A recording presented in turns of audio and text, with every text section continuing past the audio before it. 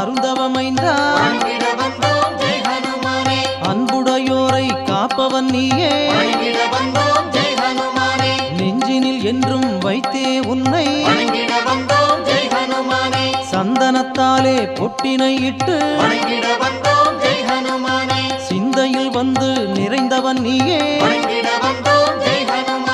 காற்றினில் என்றும் கலந்திருப்பவனே கைதொழுவோரை காத்திடுவோனே ஆற்றலும் சக்தியும் உன்னிடம் வேண்டி ஸ்ரீ ஜெயராமன் நாமங்கள் சொல்லி வேற்றுமை எண்ணம் நீங்கிடத்தானே